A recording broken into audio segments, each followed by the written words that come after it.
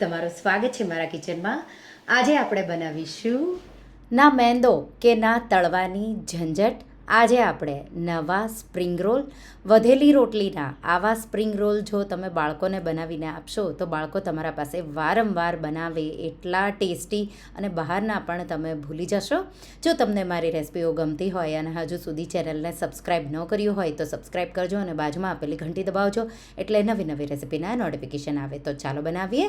તો સ્ટફિંગ માટે એક પેનમાં 2 થી 3 ટીસ્પૂન જેટલું તેલ ગરમ કરીશું. તેલ ગરમ થઈ જાય એટલે 3 થી 4 લસણની કળીઓ લઈ એને મેં ક્રશ કરી છે. આ રેસિપીમાં તમારે આદું વાપરવું હોય તો વાપરવાનું, પણ હું આદું નથી વાપરી રહી, માત્ર લસણના વઘારથી બહુ સારો એવો ટેસ્ટ આવે. 1 મિનિટ જેવું લસણને મેં સાતળી લીધું. હવે આપણે એમાં એક મોટી ડુંગળીના લાંબા લાંબા આ રીતે સ્લાઇસ કરી ઉમેરી દઈશું અને ગેસની ફ્લેમ હાઈ રાખી અને ડુંગળીને 2 મિનિટ માટે સાતળી લઈશું. તો આ રીતે ચલાવતા રહી ડુંગળીને હું સારી રીતે સાતળી લઈશ. ડુંગળી સારી રીતે સતળાઈ જાય ત્યાં સુધીમાં મેં અહીંયા બધા શાકભાજી રેડી કરી લીધા છે. તો ગાજર, કેપ્સિકમ, કોબી અને ફણસી જે પણ તમારા પાસે હોય એ લેવાના, ન હોય એ તમે સ્કીપ પણ કરી શકો છો. તો આ રીતે ડુંગળીને સતળાતા હવે 2 મિનિટ જેવું થઈ ગયું. ફણસી છે એને સતળાતા વાર લાગે એટલા માટે ફણસી અહીંયા મેં 1/4 કપ જેટલી ઝીણી ઝીણી આ રીતે ચોપ કરીને ઉમેરી દીધી અને ફણસીને આપણે એકદમ સારી રીતે 2 મિનિટ જેવું હાઈ ફ્લેમ પર થવા દઈશું. અહીંયા ગાજર મેં મોટું મોટું ખમણ્યું છે, તમે ટુકડા કરો તો ફણસી સાથે જ એને સાતળવાનું છે. હવે ગાજર, કોબી અને કેપ્સિકમ ત્રણેય એક સાથે ઉમેરી દઈશું. મિક્સ કરી અને ગેસની ફ્લેમ હાઈ રાખી 2 મિનિટ પાછું આપણે એને સાતળી લઈશું. અહીંયા કોબી મેં 1 કપ જેટલી અને 1 કેપ્સિકમના સ્લાઇસ કરી ઉમેર્યા છે. તો 1 કેપ્સિકમ, 1 ગાજર, 1 કપ કોબી અને 1/4 કપ જેટલી ફણસીનું શાકભાજીનું પ્રમાણ લીધું છે. 1/4 ટીસ્પૂન જેટલું મીઠું ઉમેરી દઈશું અને 2 મિનિટ જેવું એને એકદમ સારી રીતે સાતળી લઈશું. હાઈ ફ્લેમ પર મેં 2 મિનિટ જેવું સાતળી લીધું. હવે 1/2 ટીસ્પૂન જેટલો મરીનો પાવડર આ રીતે ક્રશ કરી ઉમેરી દઈશું. સાથે 1 ચમચી 1 ટીસ્પૂન જેટલો શેઝવાન ચટણી કે રેડ ચીલી સોસ અને 2 ટીસ્પૂન સોયા સોસ ઉમેરી દઈશું.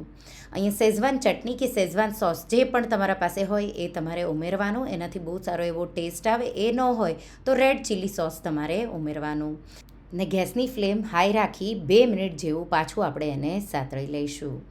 હવે અહીંયા હું પનીર ઉમેરી રહી છું. પનીર ઉમેરવું ઓપ્શનલ છે.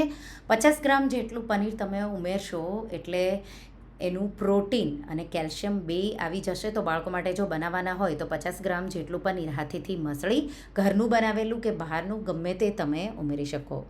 મિક્સ કરી અને 1 મિનિટ જેવું થવા દઈશું. ગેસની ફ્લેમ હાઈ જ રાખવાની છે અને હવે ગેસની આંચ બંધ કરી દઈશું. તમારે લીલા ધાણા કે લીલી ડુંગળીના પાન ઉમેરવા હોય તો ઉમેરી શકો છો. હું બેમાંથી એક બી અત્યારે નથી ઉમેરી રહી. મિશ્રણને ઉતારી ઠંડુ થવા દઈશું. ત્યાં સુધીમાં સાઈડમાં આપણે એક વાટકીમાં 2 ટેબલસ્પૂન જેટલો ઘઉંનો લોટ અને એમાં 4-5 ટેબલસ્પૂન જેટલું પાણી ઉમેરી અને ગાંઠા ન રહે એવી સ્મૂધ એવી સ્લરી કે લઈ આપણે બનાવીને રેડી કરી લઈશું. હવે આ સ્પ્રિંગ રોલ એકદમ હેલ્ધી એવા છે. મેંદો કે તળવાનું પણ નથી અને લેયર પણ નથી તમારે એના બનાવવાના. તો આપણે જે ઘરમાં રોટલી બચી ગઈ હોય તો તમે સ્પેશિયલ રોટલી પણ બનાવી શકો. એકદમ પાતળી પાતળી નાના મોટા કેવા સ્પ્રિંગ રોલ તમારે બનાવવા એ રીતે રોટલીઓ લઈ લેવાની. અહીંયા રાતની બચેલી કે બપોરની બચેલી રોટલી હોય તો હું બપોરની બચેલી રોટલી રાત્રે વાપરી રહી છું. તો આ રીતે એકદમ પાતળી એવી રોટલી હોય એવી લેવાની. એના પર તમારે ટમાટો કેચઅપ તો પૂરી રોટલી પર સારી રીતે લગાવી દેવાનો. આ રીતે ટમાટો કેચઅપ લગાવાઈ જાય એટલે વચ્ચે આપણે સ્પ્રિંગ રોલનું જે સ્ટફિંગ છે એ ભરી દઈશું.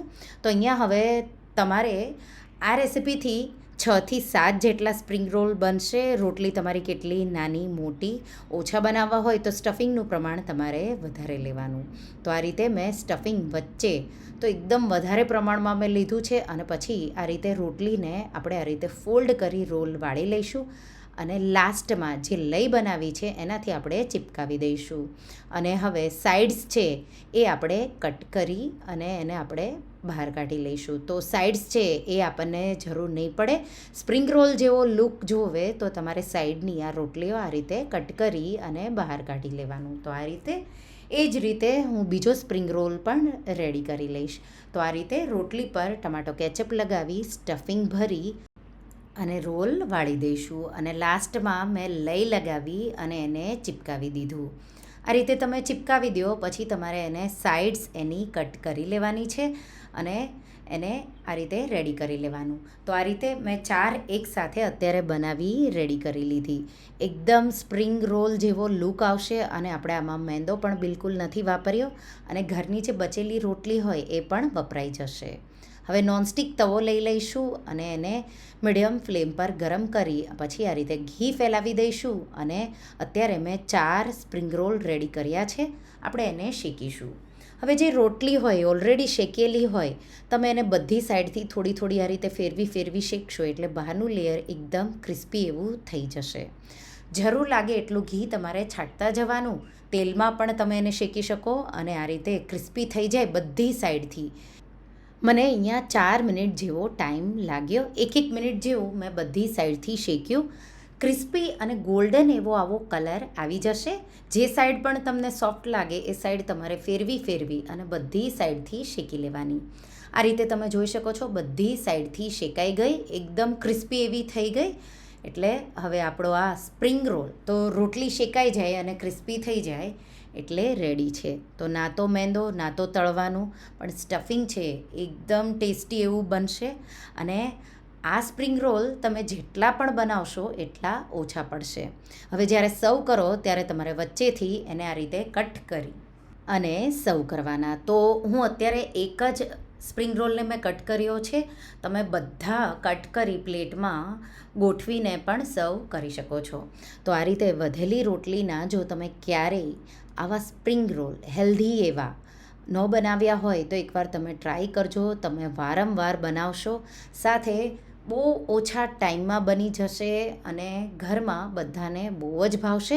તો વેકેશનમાં બાળકો જો શાક રોટલી ખાઈને કંટાળ્યા હોય તો આ રીતે શાકભાજી અને વધેલી રોટલીમાંથી તમે એકવાર સ્પ્રિંગ રોલ ટ્રાય કરજો. તમે વારંવાર બનાવો એવા ટેસ્ટી બનશે. તો તમને આ રેસિપી કેવી લાગી મને કમેન્ટમાં જરૂરથી જણાવજો અને જો રેસિપી ગમી હોય તો વિડીયોને લાઇક કરજો, શેર કરજો અને મારા ચેનલને સબસ્ક્રાઈબ કરજો અને આવી જ નવી રેસિપીઓ માટે તમે બેલ આઇકન બટનને પ્રેસ કરજો. Thank you for watching.